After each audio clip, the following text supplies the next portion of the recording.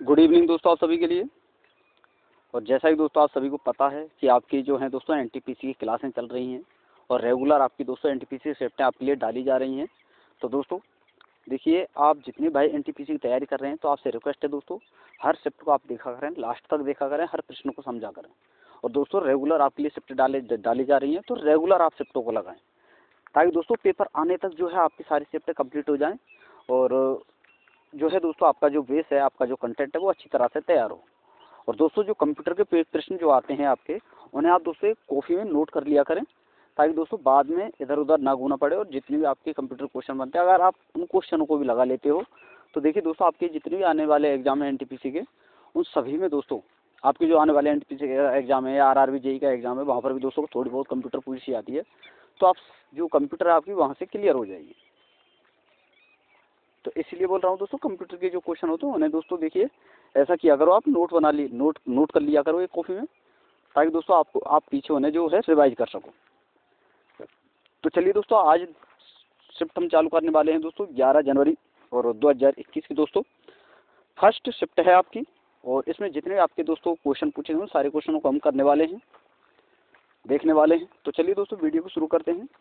और अभी तक आपने हमारे चैनल को सब्सक्राइब नहीं किया है दोस्तों, तो प्लीज़ आपसे रिक्वेस्ट है कि चैनल को सब्सक्राइब करके साथ में ऑल वाला बेल आइकन जरूर दबा लें दोस्तों, ताकि मेरी आने वाली हर वीडियो का नोटिफिकेशन सबसे पहले दोस्तों आपके पास पहुंच सके। तो वीडियो अगर आपको पसंद आए तो दोस्तों वीडियो को लाइक करना है, शेयर करना है और कमेंट अवश्य करना है वीडियो आपको कैसी लगी कैसी ना लगी। तो चलिए दोस्तों, वीडियो शुरू करते हैं। और फर्स्ट प्रश्न है आपके सामने, गीतात्मक कविता माई मदर एट 66 किसने लिखी थी? तो ये लिखी थी दोस्तों कमला दास ने। ऑप्शन नंबर 1 आपका सही आंसर होगा। अगला प्रश्न है और आपसे पूछा गया है, इनमें से किसे भारतीय सिनेमा के जनक के रूप में जाना जाता है? तो किन्हें दोस्तों? दादा साहेब फाल्के को इन्हें दोस्तों भारतीय सिनेमा के जनक के रूप में जाना जाता है। तो ऑप्शन नंबर 3 आपका सही आंसर होगा।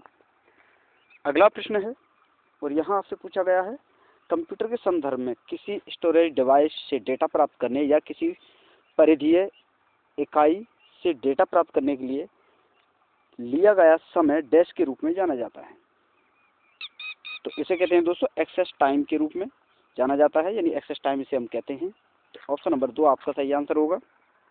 अगला प्रश्न है और यहाँ आपसे पूछा गया है, अंतर्राज्य विवादों में समन्वय के लिए भारत के संविधान के निम्नलिखित में से किस अनुच्छेद के तहत दोस्तों एक अंतर्राज्य परिषद का गठन किया गया? तो ये किया गया दोस्तों अनुच्छेद 263 के तहत। ऑप्शन नंबर 2 आपका सही आंसर होगा। अगला प्रश्न है दोस्तों और यहाँ आपसे पूछा गया है कि सांची स्तूप किस शहर के पास स्थित है? तो किस शहर के पास स्थित है? तो ये है दोस्तों भोपाल के पास। और वैसे है कहाँ दोस्तों? एमपी में, यानी मध्य प्रदेश। तो ऑप्शन नंबर 1 इसका सही आंसर होगा। अगला प्रश्न है और यहाँ आपसे पूछा गया है, 1992 में ब्राजील में आयोजित हुई United nation conference on environment and development को किस नाम से जाना जाता है? तो इसे कहते हैं दोस्तों पृथ्वी शिखर सम्मेलन, अर्थ समिट। ऑप्शन नंबर 2 आपका सही आंसर होगा। अगला प्रश्न है और यहाँ आपसे पूछा गया है, कृषि और आपदा निगरानी के लिए भारतीय प्रौद्योगिकी संस्थान कानपुर द्वारा परिकल्पित और विकसित नैनो सैटेलाइट का नाम क्या था? तो ये था दोस्तों आपका जुगनू। ऑप्शन नंबर 2 आपका सही आंसर होगा। अगला प्रश्न है और यहाँ आपसे पूछा गया है, यूएन के 8वें महासचिव बान की मून मूलतः कहाँ के निवासी हैं? तो ये है दोस्तों आपके दक्षिणी कोरिया के। ऑप्शन नंबर 3 आपका सही आंसर होगा। अगला प्रश्न है और यहाँ आपसे पूछा गया है कि निम्नलिखित में से किसने टिप्पणी की थी कि दक्षिणी अफ्रीका ने महात्मा को बनाया था? तो ये कहा था दोस्तों चंद्रन देव नेसन ने। तो ऑप्शन नंबर 2 इसका सही आंसर होगा। अगला प्रश्न है और यहाँ आपसे पूछा गया है, भारत में किंग जॉर्ज पंचम और क्वीन मैरी के स्वागत के लिए 1911 में गेटवे ऑफ इंडिया को पारंपरिक डैश शैली में बनाया गया था। यानी दोस्तों जो गेटवे ऑफ इंडिया है, हमारा इंडिया का जो है गेटवे जो ऑफ इंडिया है, वो किस शैली में बना हुआ है, ये आपसे पूछा गया है। तो ये है दोस्तों इंडो सार्सेनिक शैली में। तो ऑप्शन नंबर 4 इसका सही आंसर होगा। अगला प्रश्न है और आपसे पूछा गया है कि आधुनिक विद्युत जनरेटर डैश सिद्धांत पर कार्य करता है। तो आधुनिक विद्युत जनरेटर जो है दोस्तों आपका चुंबकीय विद्युत चुम्बकीय प्रेरण के सिद्धांत पर कार्य करता है। तो ऑप्शन नंबर 3 इसका सही आंसर होगा।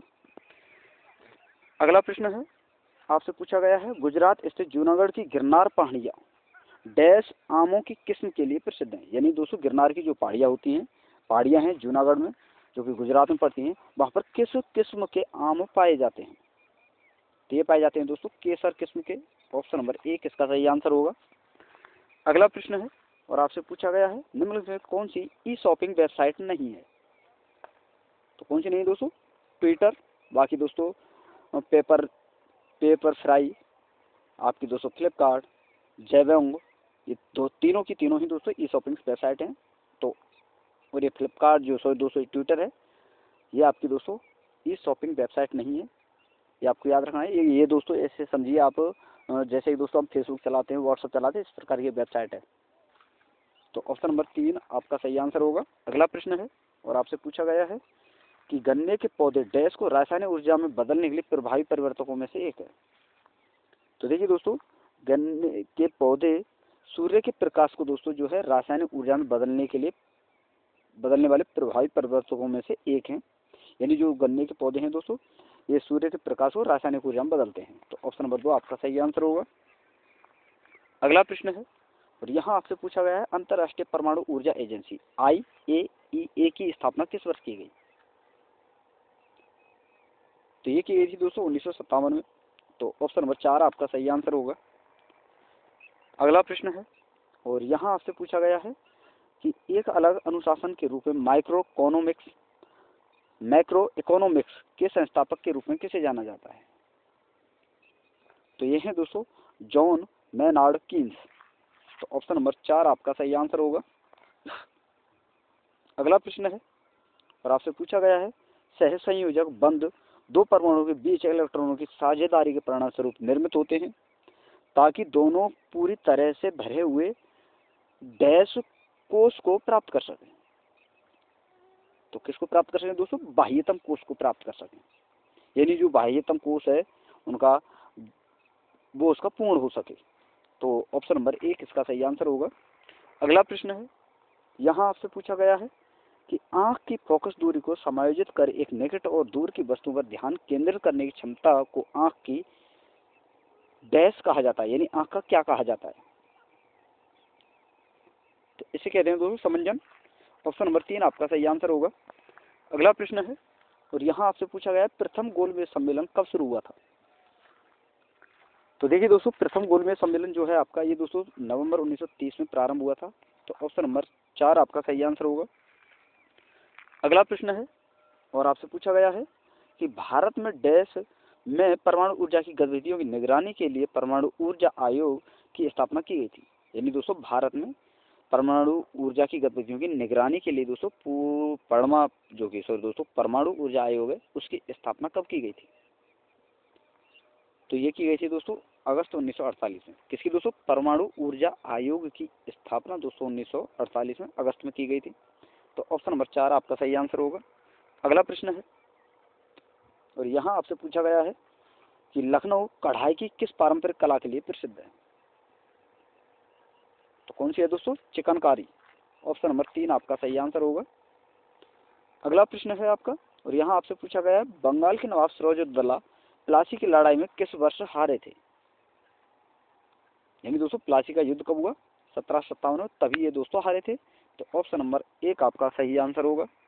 अगला प्रश्न है, और आपसे पूछा गया है, किसानों की त्वचा को कीटनाशकों के प्रभाव से बचाने के लिए डैश द्वारा एक टॉपिकल जेल विकसित किया गया है।